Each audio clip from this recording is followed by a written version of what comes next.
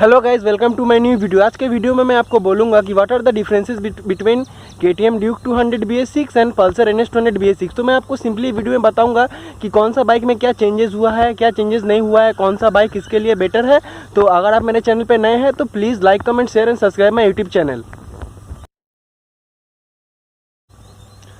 सबसे पहला चीज़ जो कि कोई भी एक इंडिविजुअल अगर बाइक खरीदने जाता है तो देखता है, वो जो सबसे बड़ा प्लस पॉइंट है वो है लुक्स या स्टाइलिंग है। जैसा कि मैं आपको बता दूं, जो ड्यूक 200 BS6 आता है उसमें पूरा डिज़ाइन एलिमेंट पूरा चेंज कर दिया गया। उसका अलाइनमेंट, चेसिस, सब कुछ, व्हील बेस सब कुछ चेंज कर दिया गया है। तो जैसा कि आप जानते हैं कि ड्यूक 200 जो BS4 मॉडल आता था वो पुराना ड्यूक स्टाइलिंग में आता था, जैसे कि मस्कुलर और कॉम्पैक्ट डिज़ाइन एलिमेंट के साथ आता था। लेकिन जो नया ड्यूक 200 BS6 आया है वो पूरा एग्जैक्ट सेम डिज़ाइन कॉपी किया गया है ड्यूक 250 से। तो जैसा कि आप जानते हैं कि ड्यूक 250 का जो डिज़ाइन है वो सेम अभी ड्यूक 200 BS6 में भी आ गया। तो जो कि एक बहुत ही अच्छा प्लस पॉइंट है।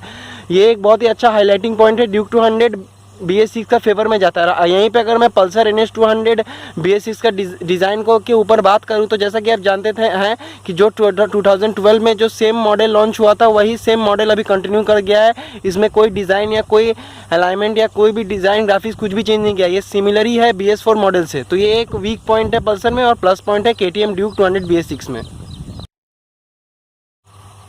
नेक्स्ट सबसे जो वाइटल और इम्पॉर्टेंट पार्ट है वो है इंजन। जैसा कि आप जानते हैं कि दोनों बाइक 200 सीसी का इंजन आता है। और मैं आपको ये भी बात बता देता हूँ कि ड्यूक 200 का जो इंजन है वही इंजन पल्सर NS200 BS6 में आता है, लेकिन बजाज ने उसको थोड़ा डिट्यून कर दिया है और NS200 का इंजन थोड़ा इंडियन रोड कंडीशन के हिसाब से बनाया गया है। और जो KTM ड्यूक 200 का है वो एक हुलिगन नेचर से भी जाना जाता है। जैसा कि आप जानते हैं ड्यूक 200 का इंजन बहुत ही अच्छा है, बहुत ही स्ट्रॉन्ग, बहुत ही हार्ड एक्सेलरेशन प्रोवाइड करता है इनिशियली और मिड रेंज। और जैसा कि आप जानते हैं ड्यूक 200 का या ड्यूक सीरीज का बाइक का एक प्रॉब्लम है कि उसका टॉप एंड उतना अच्छा नहीं है, 135 पे ही जाके वो स्पीड लॉक हो जाता है। यहीं पे NS200 का एक प्लस पॉइंट है, या पल्सर का हर एक बाइक का प्लस पॉइंट है कि उसका टॉप एंड बहुत ही अच्छा है। तो यहीं पे NS200 इजीली 145 या 150 केपेबल है स्पीड पुल करने के लिए। तो यही एक प्लस पॉइंट है पल्सर में कि उसका टॉप एंड पावर ज़्यादा अच्छा है और इंस्टेंट और मिड रेंज उतना अच्छा नहीं। और ड्यूक में यही एक प्लस पॉइंट है कि बहुत ही लाइवली है, बहुत ही इंस्टेंट रिएक्शन है। तो इसका इनिशियल और मिड रेंज ड्यूक का बहुत ही अच्छा है।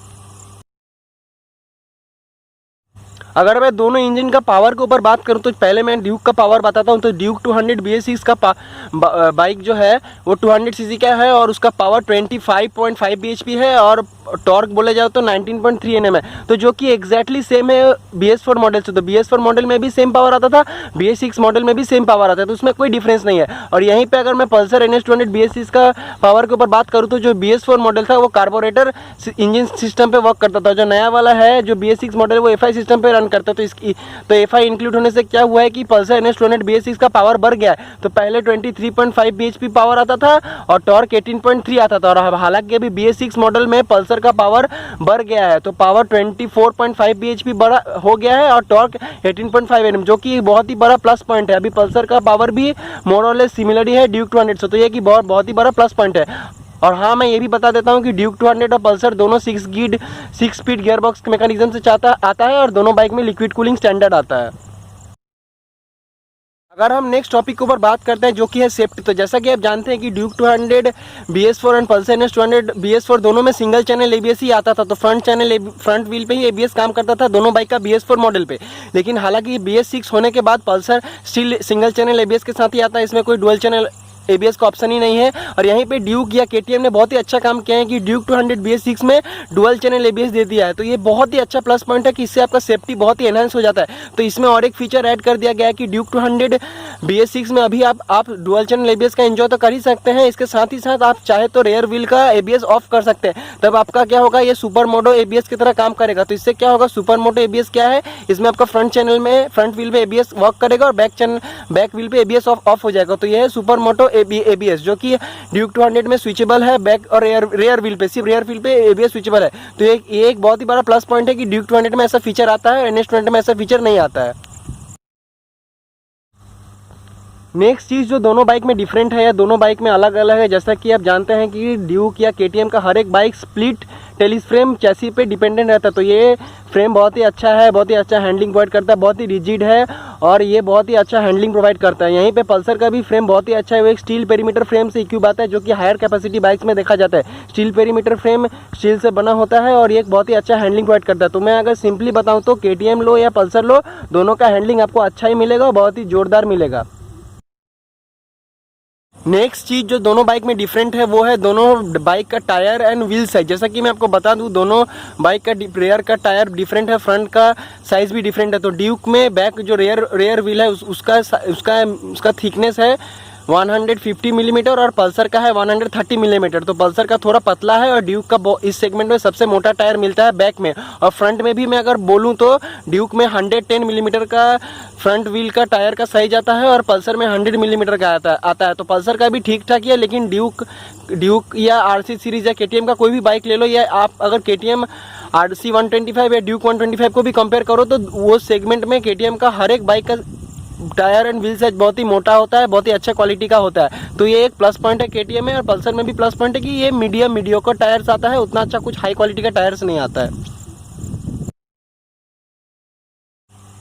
नेक्स्ट चीज़ जो दोनों बाइक में डिफरेंट है वो नेक्स्ट टॉपिक जी के ऊपर में जिसमें बात करूंगा वो है इंस्ट्रूमेंट क्लस्टर। जैसा कि आप जानते हैं ड्यूक सीरीज़ का कोई भी बाइक उठा लो या KTM का कोई भी बाइक उठा लो, उसका इंस्ट्रूमेंट क्लस्टर फुल्ली लोडेड आता है। जैसा कि फुल्ली डिजिटल मीटर आता है, उसमें हर एक इन्फॉर्मेशन आपको मिल जाएगा। जैसे आपका बाइक कितना माइलेज दे रहा है, एवरेज कितना फ्यूल इकोनॉमी दे रहा है, और आपका फुल टैंक या तेल में जितना या टैंक में जितना तेल है कितना और किलोमीटर चलेगा, तो फुल्ली फीचर लोडेड आता है। इवन इसमें gear position indicator, time, side stand indicator सब एक इन्फॉर्मेशन मिलता है, जो कि एक बाइक में होना चाहिए।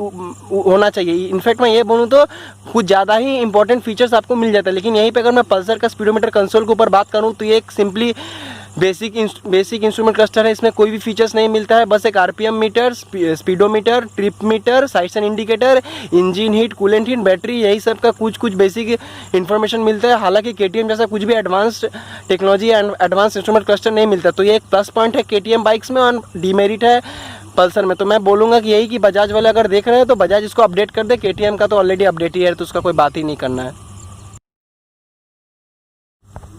नेक्स्ट चीज़ जो दोनों बाइक में डिफरेंट है वो है सस्पेंशन और राइड क्वालिटी। जैसा कि मैं आपको बता दूँ कि NS200 में स्टॉक जो सामने का जो टेलीस्कोपिक सस्पेंशन है वो 37 मिलीमीटर का है और बैक में गैस चार्ज नाइट्रोक मोनोशॉक आता है, जो कि बहुत ही अच्छा है। NS200 का सस्पेंशन ना ही हार्ड है ना ही स्टीप है, एक मीडियोकर है, जिससे आपको अच्छा हैंडलिंग और अच्छा राइड क्वालिटी भी, कंफर्ट भी मिलता है। यहीं पर अगर मैं ड्यूक 200 BS6 का या ड्यूक का कोई भी सीरीज़ का सस्पेंशन के ऊपर बात करूँ तो उसका सामने में 43 मिलीमीटर का अपसाइड डाउन फोक्स मिलता है, जो कि WP सस्पेंशन से भी जाना जाता है, और बैक में एक हार्ड टाइप का स्प्रिंग रोलेड मोनोशॉक आता है। तो ड्यूक का सस्पेंशन थोड़ा स्टीपी आता है as compare to other bike in this segment, because Duke is meant for track biking on high speed stability, उसका बहुत ही अच्छा है। और पल्सर का भी ठीक है, लेकिन ड्यूक का सस्पेंशन थोड़ा स्टीपर साइड पे है और सस्पेंशन का क्वालिटी भी थोड़ा अच्छा है, मतलब थोड़ा WP सस्पेंशन यूज़ किया गया है, लेकिन और पल्सर में बेसिक सस्पेंशन यूज़ किया गया है। तो यही एक प्लस पॉइंट है ड्यूक में और नेगेटिव पॉइंट है पल्सर पे। तो हालांकि मैं अगर आपको शॉर्ट में बताऊँ तो दोनों बाइक का सस्पेंशन अच्छा है और दोनों अच्छा ही कंफर्ट प्रोवाइड करता है। अगर स्टीफर साइड में देखें तो ड्यूक का है, अगर सॉफ्टवेयर और कंफर्टेबल साइड में देखें तो पल्सर का है। नेक्स्ट इंपॉर्टेंट फैक्टर है वो है प्राइसिंग। जैसा कि आप जानते हैं कि NS200 अगर आप रिसेंट मॉडल BS6 मॉडल का बात करें तो वो लगभग आपको ऑन रोड 1,60,000 पड़ेगा। ये थोड़ा सा वेरी कर सकता है या सिटी टू सिटी वेरी कर सकता है। लेकिन यहीं पे अगर मैं ड्यूक 200 BS6 का प्राइसिंग के ऊपर बात करूँ तो ये ऑलमोस्ट अभी 2 लाख के ऊपर ही ऑन रोड मिलेगा। तो स्टेट अवे आप देख सकते हैं कि there is a gap between 40 to 35,000 का रुपीज़ का गैप है। तो ये मैं बोलूँ तो अगर आपका बजट थोड़ा टाइट है और उस बजट में आपको एक अच्छा वैल्यू फॉर मनी बाइक चाहिए, then obviously go for Pulsar NS200 BS6। अगर आपको KTM ही लेना है, आपको KTM का बाइक ही पसंद आता है, तो देन अगर आप KTM का आपका बजट का कोई इशू नहीं है, then you can easily opt for Duke 200 BS6। तो यही मैं आपको बताना चाहूँगा। सो गाइज एट लास्ट, अगर आपको मेरा वीडियो अच्छा लगा है या शॉर्ट ट्यूटोरियल वीडियो अच्छा लगा है, then please like, comment, share and subscribe YouTube channel. Subscribe कर दो ताकि आपको मेरा चैनल का अपकमिंग नोटिफिकेशन या वीडियोस का नोटिफिकेशन मिलता रहे। So thank you.